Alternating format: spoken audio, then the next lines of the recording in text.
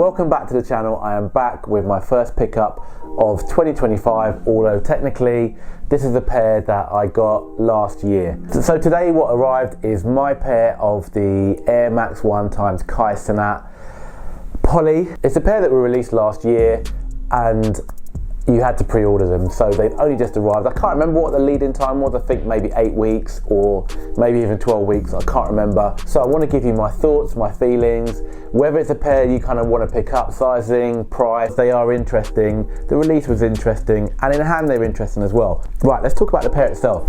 It is a pair of Nike Air Max 1. These are called Poly, I think as in polygon, because of the shape. They are a collaboration with a streamer called QUICKLOOK. I don't know much about him at all. It is not my thing. I'm a trainer OG, so he's not really on my radar, but I saw that this was going to be released online and I thought they were interesting. I've never had a pair of the original red OG Air Max 1s. It is a pair I would be interested in if done right, and I saw this pair and I kind of thought this is a nice twist on it, so I pre-ordered them. I went ahead and pre-ordered them on .Swoosh. For me it was vaguely interesting the way in which this pair was released, because usually you go on sneakers or you get the usual on Drop Date or whatever site you follow and you know where the sneakers are coming out from. This pair was exclusively on .Swoosh, which appears to be Nike's kind of online targeted platform. Educate me in the comments, I don't know much about it. And this was a pre-order, and I think certainly for people like me, I very much care about sustainability. Even though I buy loads of pairs of trainers, I do try my best in life to be as sustainable as I can because I love the planet. So the idea of pre-ordering I think is really good. I know that Kith and certain brands do a lot of pre-ordering where you pre-order way in advance and then they just make the amount that for the people who want them. And I think that's got to be the way forward rather than just mass production, especially in this era where kind of trainer sales are dipping, sneaker sales are dipping. I think it's great. Anyway, so these are pre-ordered. I went ahead and pre-ordered them. I think they were $150, which is about £130, I think. You had like a 2-day window. I would say it's about 2 days it was open for to pre-order these. I think I must have done it in maybe November or December, I can't even remember. And yeah, I've been waiting to see these arrive. I know that some pairs were given to influencers online, but I'm not an influencer, so I didn't get a pair, and that's fine. Essentially, these are a red pair of Air Max 1s. Very much, I think, in the same shade as that original OG pair, but they've applied the theme of like being online to this pair because they're in collaboration with a streamer.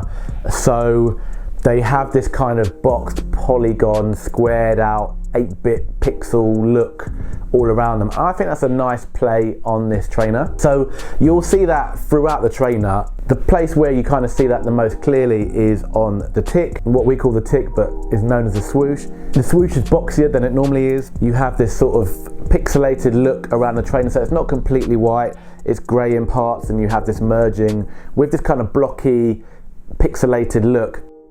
You've got the swoosh, which is like that. You have a mini swoosh there.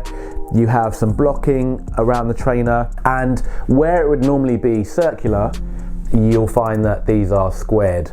And that's on the rear of the trainer. You have Nike Air, same thing again, squared where it would normally be, and you can see that in comparison with my Pata pair there. Even on the eyelet. And on the tongue where it says Nike Air, you also have it pixelated. Inside you have press start .Swoosh. I'll show you that on the B-roll.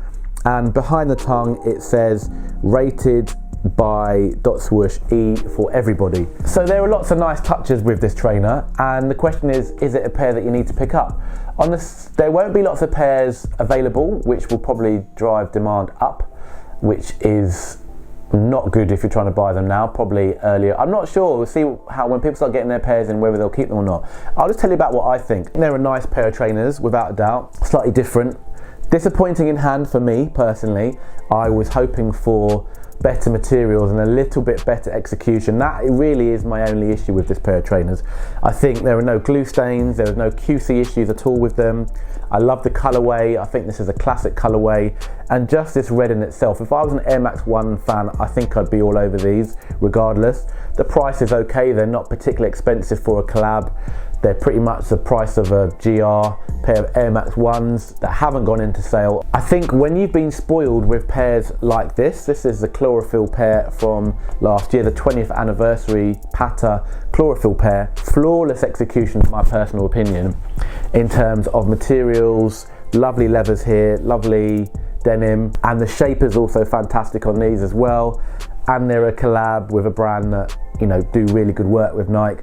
I think you can really see how cheap the materials are on this. For me, it's kind of felty here and it feels ridiculous. For me, it feels like it could be paper. It's just such a bad material. Just on this overlay at the top here, the kind of greyed out section, and the swoosh and the materials around here, for me these just feel cheap. There are some times when certain brands, let's talk about Nike, this is a pair of Nike, when like Nike will mass produce a product, make them seem like they're special, and when you get them in hand you can just feel they're pulling the wool a little bit here. This isn't a premium pair in any way, shape or form, and it wasn't marketed as a premium pair. I understand that, and you know, you can sound off in the comments, that's absolutely fine, but I would just expect a little bit more from a collab. I want a little bit more from a collab, and for me these feel cheap and a little bit thrown together, a little bit easy theme to whack on and then put Kysenat on them and then pump them out. I don't know how many numbers of these were produced or anything like that. So from a quality of materials point of view, I won't lie, I'm a little bit disappointed in these. Will I keep them?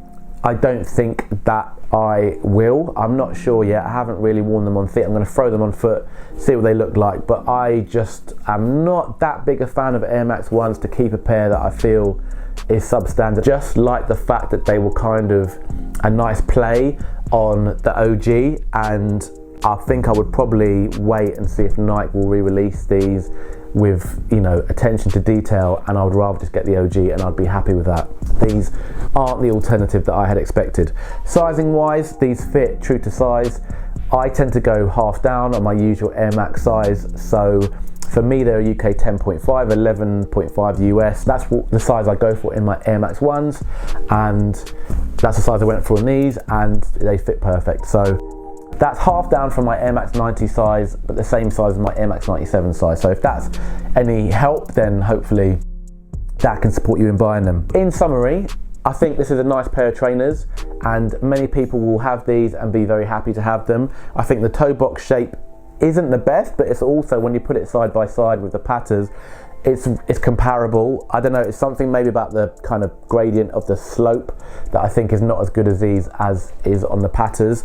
Colorway is nice, it's an OG colorway, I do believe. The execution is okay, QC was fine, but for me, as I've said before, it's just those materials not being as good as I would expect that have kind of disappointed me a little bit. But it's not the end of the world, I'm not bothered, it's just my views on the trainer. So if this is the kind of thing that you like, then please, this is what you kind of get on my channel. I'm really excited to grow this channel this year and to do slightly different things in my videos, so I'm actually really looking forward to it. And if you want to come along that journey with me, then please subscribe, please like the video, please share it if it's your kind of thing. That's all good.